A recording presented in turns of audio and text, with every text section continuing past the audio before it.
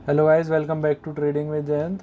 तो जैसा कि आप लोगों को पता ही होगा, एक प्लेलिस्ट चल रही है बेसिक्स ऑफ स्टॉक मार्केट वाली, जिसमें हमने पूरा बेसिक से स्टार्ट किया है एकदम। जो बिगनर्स हैं उनके लिए बहुत अच्छी है प्लेलिस्ट। तो अभी 4-5 पार्ट हो चुके हैं उसके। हमने ये सीख लिया है कि कहाँ पे एंट्री लेनी है, कैसे ट्रेंड डिसाइड करना है, कैसे स्टॉक सिलेक्ट करेंगे स्विंग ट्रेडिंग के लिए।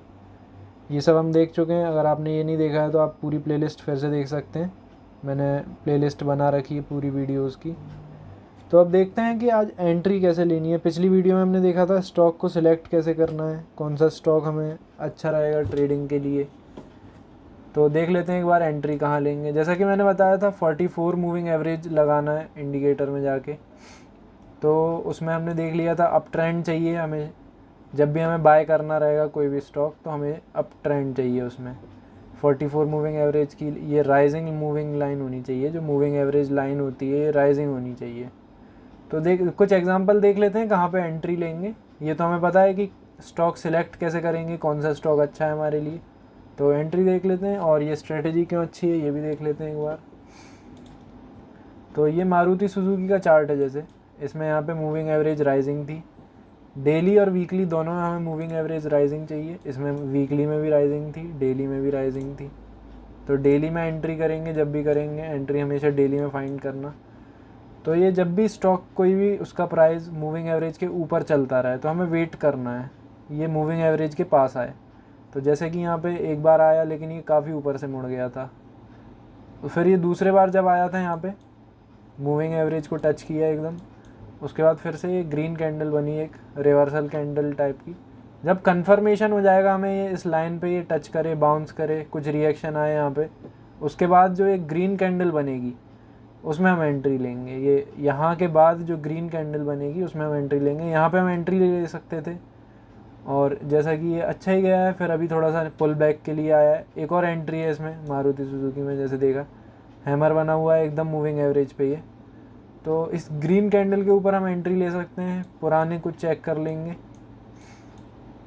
दूसरे स्टॉक्स देख लेते हैं और किस किस में एंट्री है।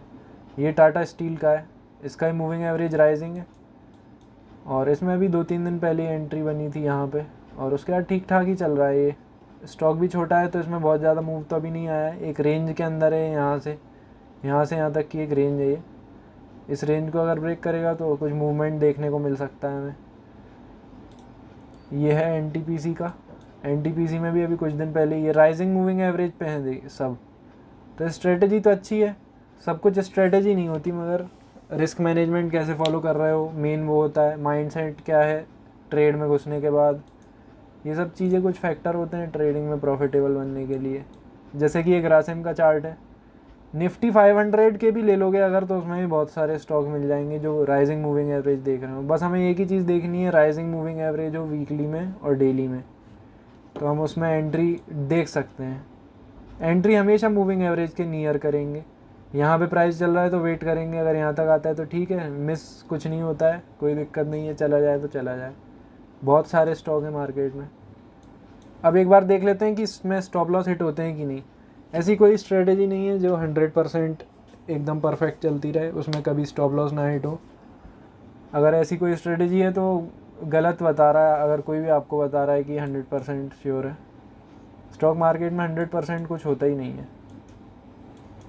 तो ये जैसे कि टाटा मोटर्स का है, इस पर मैंने बहुत पहले एक एंट्री बताई थी, पोर्टफोलियो में भी ऐड है ये मेरे। यहाँ पे एंट्री ली थी, बहुत अच्छा मूवमेंट दिया है कुछ महीनों में इसने। फिर एक एंट्री बनी थी यहाँ पे, उसके बाद भी अच्छा ही मूवमेंट था, फिर यहाँ पे थोड़ा सा नीचे आ गया था। अब ये देख लेते हैं, जैसे ये एंट्री बनी थी, तो अगर ये इस स्ट्रेटजी के हिसाब से देखते तो यहाँ पे हम एक ट्रेड लेते हैं एंट्री मिलती तो। लेकिन उसके बाद हुआ क्या, ये थोड़ा सा ऊपर गया लेकिन फिर अब ये एकदम से गैप डाउन ओपन हुआ है, तो स्टॉप लॉस हिट हो गया। स्टॉप लॉस के बारे में मैं अगली वीडियो में बताऊंगा स्टॉप लॉस कहाँ पे रहेगा। अभी हम एंट्री देख रहे हैं बस। तो स्टॉप लॉस हर स्ट्रेटजी में हिट होते हैं, बस रिस्क मैनेजमेंट संभाल के रखना पड़ता है, वही आपको हेल्प करेगा। माइंडसेट स्ट्रॉन्ग चाहिए। इस टाइप के हमें इनसे बचना है, जैसे जिसमें मूविंग एवरेज राइजिंग नहीं है, साइडवेज हो या फॉलिंग हो, वो हमें बाइंग के लिए नहीं रखने। बाइंग के लिए सिर्फ हम देखेंगे इस टाइप की मूविंग एवरेज राइजिंग, जैसे कि यहाँ पे थी, ये राइजिंग मूविंग एवरेज पे आया, यहाँ पे एकदम बाउंस किया, मूविंग एवरेज पे टच करके यहाँ पे एंट्री ले सकते थे, फिर अच्छा रहा टारगेट 1:2 1:3 ईजीली मिल जाता है इसमें। तो यही है स्ट्रेटजी, सारी वर्क करती हैं। ये भी बहुत अच्छी स्ट्रेटजी है, मैंने बहुत यूज़ किया है इसको। कोई से भी आप चार्ट देख सकते हो जिसमें मूविंग एवरेज राइजिंग हो, उसमें हम एंट्री देख सकते हैं, एंट्री नियर मूविंग एवरेज रहेगी। तो मिलते हैं अब नेक्स्ट वीडियो में, डिस्कस करेंगे स्टॉप लॉस कहाँ पे रह सकता है। एंट्री क्लियर हो गई है, स्टॉक सिलेक्शन मैंने बता ही दिया था। अगर कुछ भी डाउट होगा तो पूरी वीडियोस पीछे से देखना एक बार, सब क्लियर हो जाएगा। और अगर कुछ भी नहीं लगता ऐसा कि समझ नहीं आया तो कमेंट्स कर देना, मैं ट्राई करूँगा कि अगली वीडियो में उसे कवर करूँ। तो मिलते हैं अब नेक्स्ट वीडियो में।